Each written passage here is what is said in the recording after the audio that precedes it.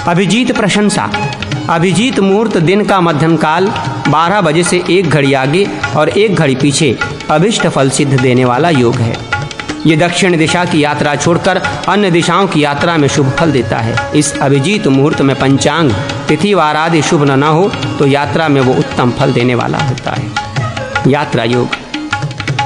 लग्न और ग्रहों की स्थिति से नाना प्रकार के यात्रा योग होते हैं। अब उन योगों का वर्णन करता हूँ, क्योंकि राजाओं क्षत्रियों को योग बल से ही अभिष्ट सिद्धि प्राप्त होती है, ब्राह्मणों को नक्षत्र बल से तथा अन्य मनुष्यों को मुहूर्त बल से इष्ट सिद्धि होती है, तत्करों को शकुन बल से अपने अभिष्ट की प्राप्ति होती है। शुक्र, बुध और बृहस्पति इन 3 में से कोई भी यदि केंद्र या त्रिकोण में हो तो योग कहलाता है। यदि उनमें से 2 ग्रह केंद्र या त्रिकोण में हो तो अधियोग कहलाता है, तथा यदि तीनों लग्न से केंद्र 1, 4, 7, 10 या त्रिकोण 9, 5 में हो तो योगाधियोग कहलाता है। योग में यात्रा करने वाले का कल्याण होता है, अधियोग में यात्रा करने से विजय प्राप्ति होती है और योगाधियोग में यात्रा करने वाले को कल्याण, विजय तथा संपत्ति का भी लाभ होता है। लग्न से 10वें स्थान में चंद्रमा, षष्ठ स्थान में शनि और लग्न में सूर्य हो तो इस समय में यात्रा करने वाले राजा को विजय तथा शत्रु की संपत्ति भी प्राप्त होती है। शुक्र, रवि, बुध, शनि और मंगल ये 5 ग्रह क्रम से लग्न चतुर्थ, सप्तम, तृतीय और षष्ठ भाव में हो तो यात्रा करने वाले राजा के सम्मुख आए हुए शत्रुगण आग में पड़ी हुई लाह की भांति नष्ट हो जाते हैं। बृहस्पति लग्न में और अन्य ग्रह यदि दूसरे और 11वें भाव में हो तो इस योग में यात्रा करने वाले राजा के शत्रुओं की सेना यमराज के घर पहुंच जाती है। यदि लग्न में शुक्र, 11वें में रवि और चतुर्थ भाव में चंद्रमा हो तो इस योग में यात्रा करने वाला राजा अपने शत्रुओं को उसी प्रकार नष्ट कर देता है जैसे हाथियों के झुंड को सिंह। अपने उच्च मीन में स्थित शुक्र लग्न में हो अथवा अपने उच्च वृष का चंद्रमा लाभ 11वें भाग में स्थित हो तो यात्रा करने वाला नरेश अपने शत्रु की सेना को उसी प्रकार नष्ट कर देता है जैसे भगवान कृष्ण ने पूतना को नष्ट किया था। यदि यात्रा के समय शुभ ग्रह केंद्र में या त्रिकोण में हो तथा पाप ग्रह तीसरे, छठे और 11वें स्थान में हो तो यात्रा करने वाले राजा के शत्रु की लक्ष्मी अभिसारिका की भांति उसके समीप आ जाती है। गुरु, रवि और चंद्रमा ये क्रमशः 8, 6 में हो तो यात्रा करने वाले राजा के सामने दुर्जनों की मैत्री के समान शत्रुओं की सेना नहीं ठहरती। यदि लग्न से 3, 6, 11 में पाप ग्रह हो और शुभ ग्रह बलवान होकर अपने उच्चादि स्थान में स्थित हो तो शत्रु की भूमि यात्रा करने वाला राजा के हाथ में आ जाता है। अपने उच्च कर्क में स्थित बृहस्पति यदि लग्न में हो और चंद्रमा 11वें भाव में स्थित हो तो यात्रा करने वाला नरेश अपने शत्रु को उसी प्रकार नष्ट कर देता है जैसे त्रिपुरासुर को श्री शिवजी ने नष्ट किया था। त्रिशोदय मिथुन, सिंह, कन्या, तुला, वृश्चिक, कुंभ राशि में स्थित शुक्र यदि लग्न में हो और गुरु 11वें स्थान में हो तो यात्रा करने वाला पुरुष तारकासुर को कार्तिकेय की भांति अपने शत्रु को नष्ट कर देता है।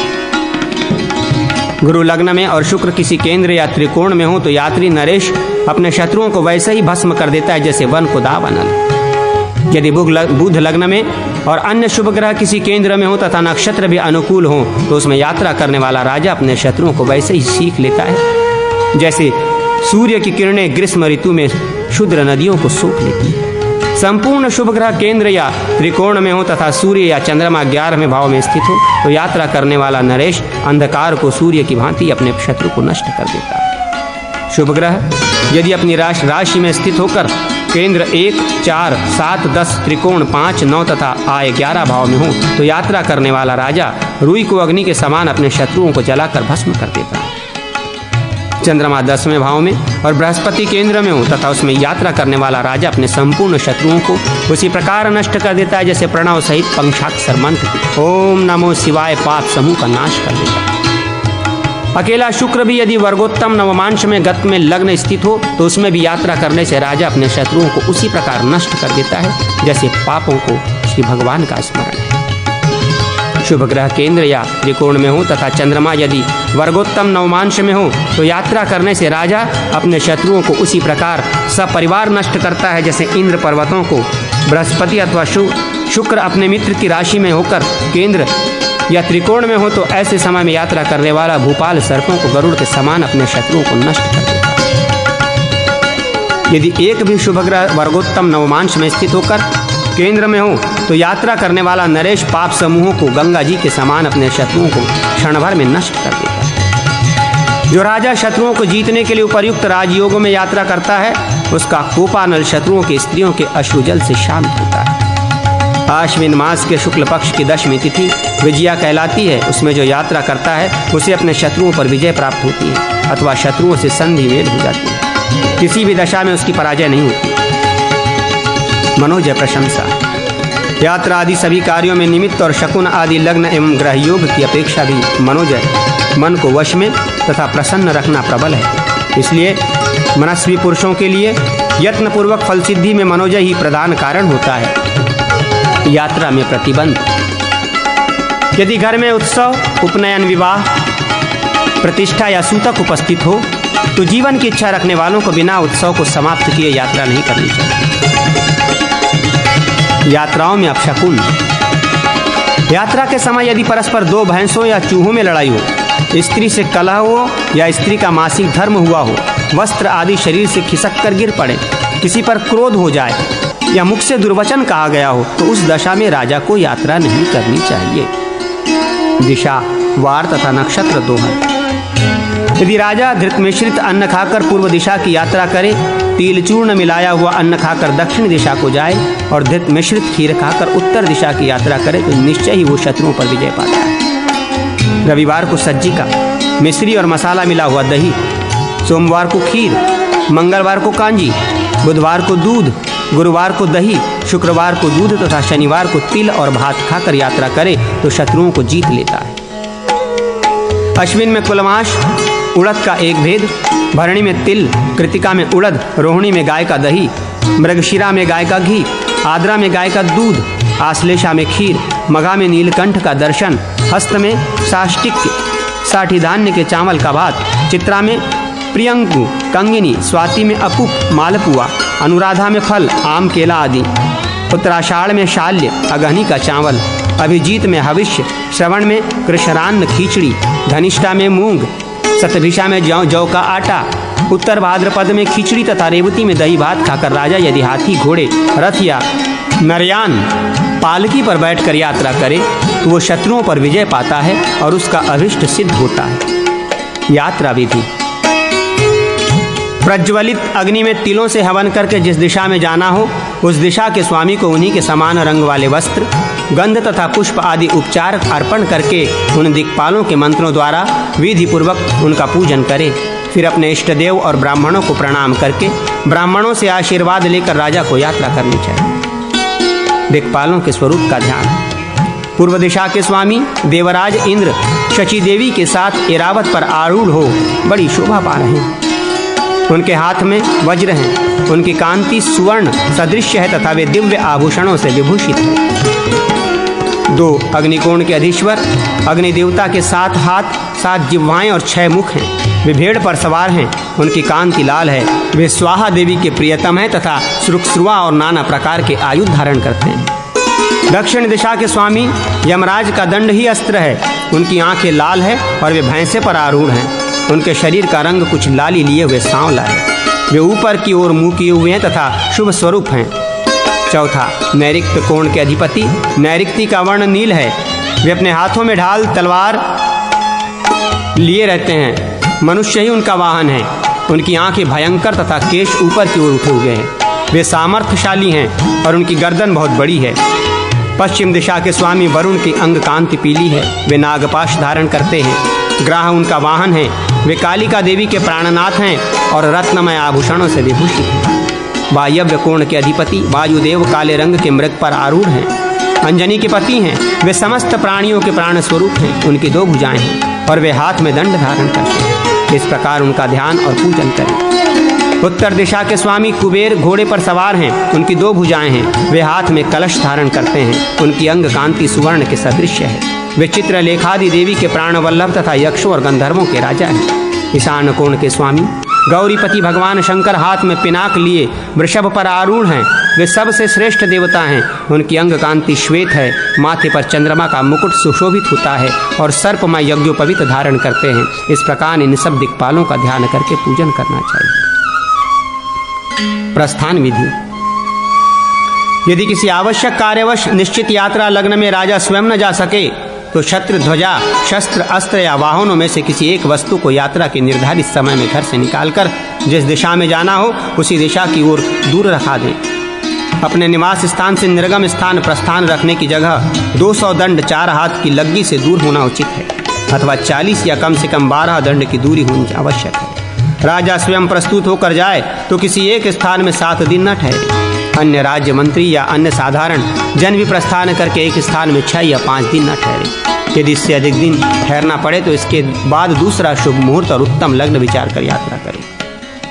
असमय में पौष से चैत्र पर्यंत बिजली चमके, मेघ की गर्जना हो या वर्षा होने लगे तथा त्रिविध दिव्य अंतरिक्ष और भौम उत्पात होने लगे जाए तो राजा को 7 रात तक अन्य स्थानों की यात्रा नहीं करनी चाहिए। शकुन, यात्रा काल में रत्ना नाम का पक्षी, चूहा, सियारिन, कौवा तथा कबूतर, इनके शब्द वाम भाग में सुनाई दे तो शुभ होता है। छछुंदर, पिंगला, उल्लू, पल्ली और गधा ये यात्रा के समय वाम भाग में हो तो श्रेष्ठ है। कोयला, तोता और बरदुल आदि पक्षी यदि दाहिने भाग में आ जाएं तो श्रेष्ठ है। काले रंग को छोड़कर अन्य सब रंगों के चौपाई यदि वाम भाग में दिख पड़े तो श्रेष्ठ हैं तथा यात्रा समय में क्रकलास, गिरगिट का दर्शन शुभ नहीं है। यात्रा काल में सुअर, खरगोश, गोहा, गोह और सर्पों की चर्चा शुभ होती है, किंतु किसी भूली हुई वस्तु को खोजने के लिए जाना हो तो इनकी चर्चा अच्छी नहीं होती। वानर और भालुओं की चर्चा का विपरीत फल होता है। यात्रा में मोर, बकरा, नेवला, नीलकंठ और कबूतर दिख जाए तो इनके दर्शन मात्र से शुभ होता है, परंतु लौटकर अपने नगर में आने या घर में प्रवेश करने के समय ये दर्शन दे तो सब अशुभ ही समझना चाहिए।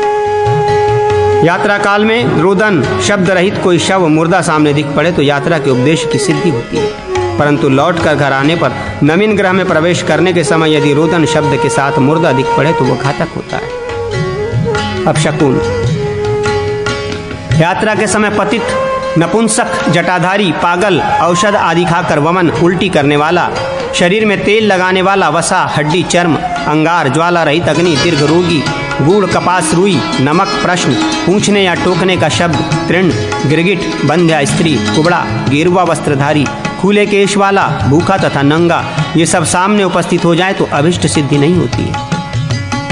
शुभ शकुन, प्रवज्जलित अग्नि, सुंदर घोड़ा, राज सिंहासन, सुंदर स्त्री, चंदन आदि की सुगंध, फूल, अक्षत, छत्र, चामर, डोली या पालकी, राजा, खाद्य पदार्थ, इख, फल, चिकनी मिट्टी, अन्न, शहद, घृत, दही, गोबर, चूना, धुला हुआ वस्त्र, शंख, श्वेत बैल, ध्वजा, सौभाग्यवती स्त्री, भरा हुआ कलश, रत्न, हीरा मोती आदि, भृंगार, गड़ुआ, गौ, ब्राह्मण, नगाड़ा, मृदंग, दुदुम्भी, घंटा तथा वीणा, बांसुरी आदि वाद्यों के शब्द, वेद मंत्र तथा मंगल गीत आदि के शब्द, ये सब यात्रा के समय यदि देखने या सुनने में आवे तो यात्रा करने वाले लोगों के लिए सब कार्य सिद्ध करते हैं। अपशकुन परिहार, यात्रा के समय प्रथम बार अपशकुन हो तो खड़ा होकर इष्ट देव का स्मरण करके फिर चलें।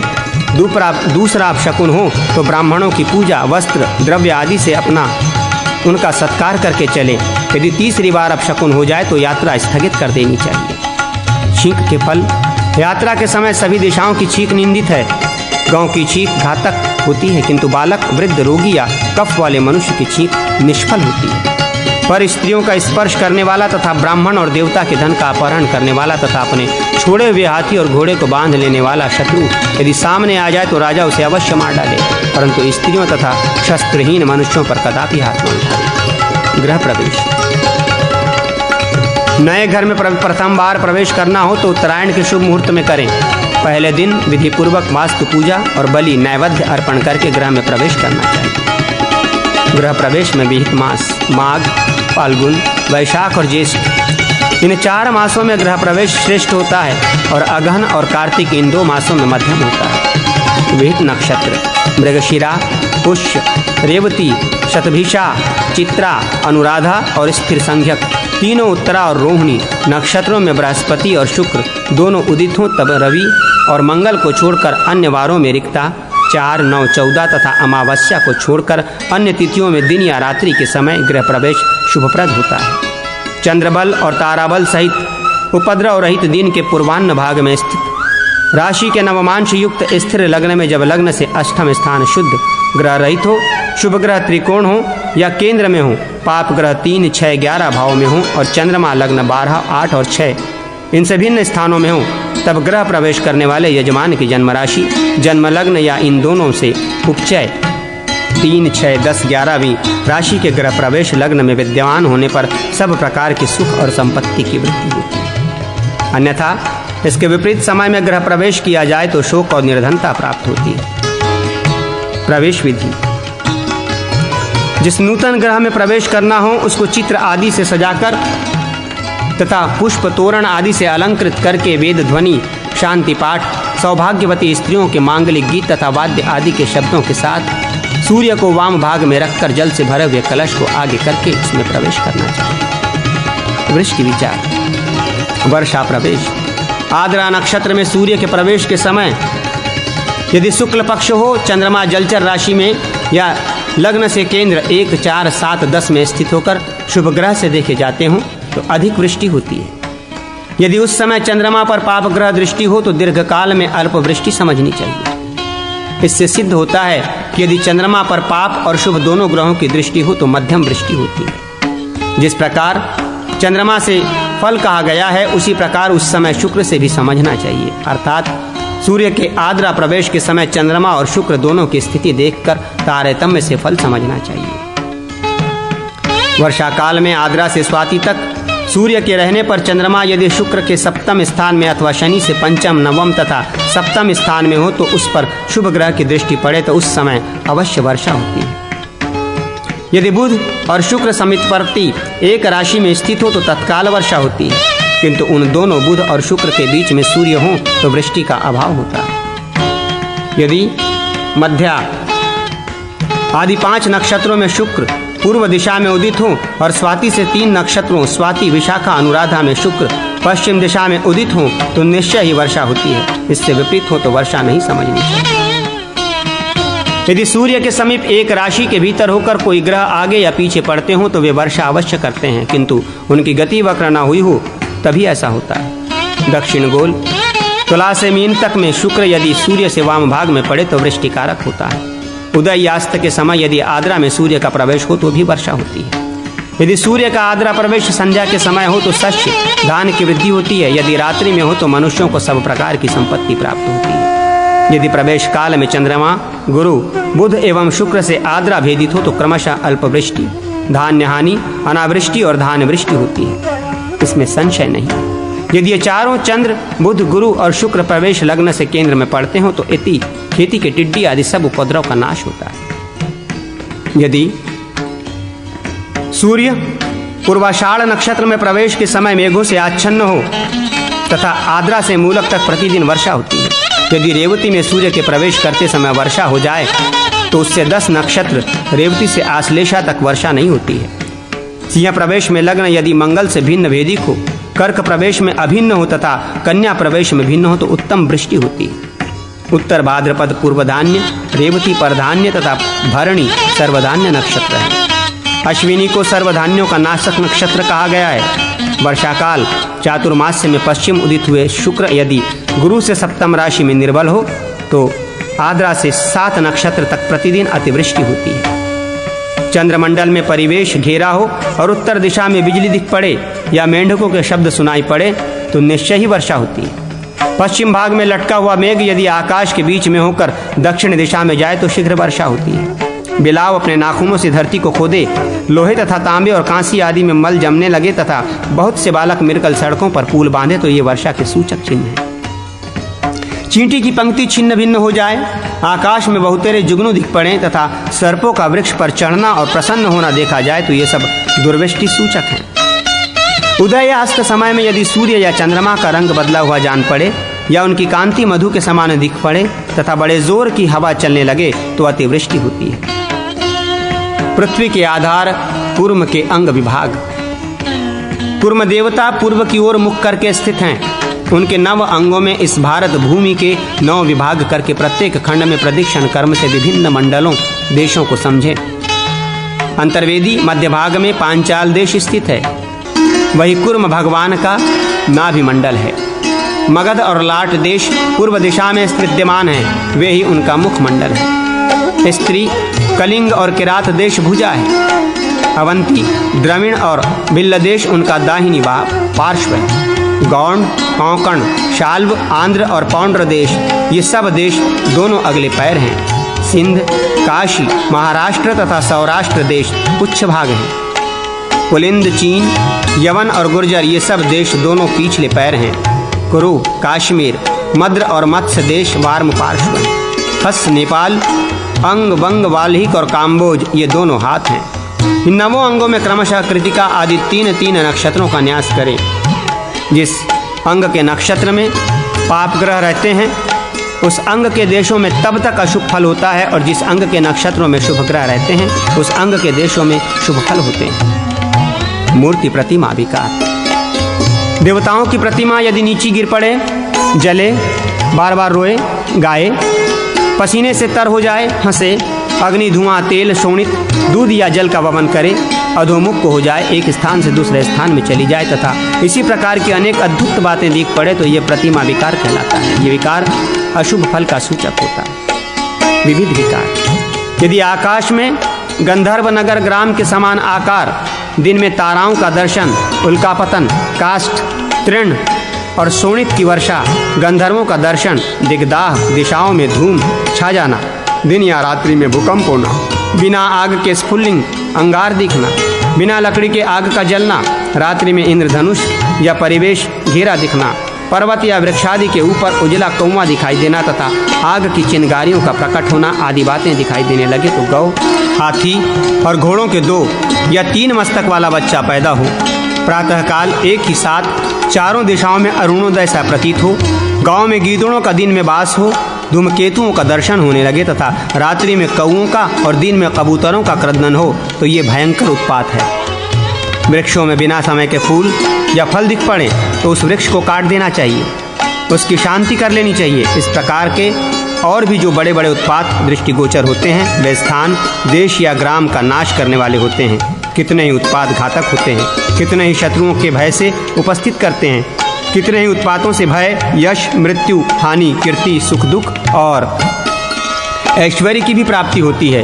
यदि वल्मीक दीमक की मिट्टी के ढेर पर शहद दिख पड़े, तो धन की हानि होती है। द्विश्रेष्ठ, इस तरह के सभी उत्पातों में यत्नपूर्वक कल्पोक्त विधि से शांति अवश्य कर लेनी चाहिए।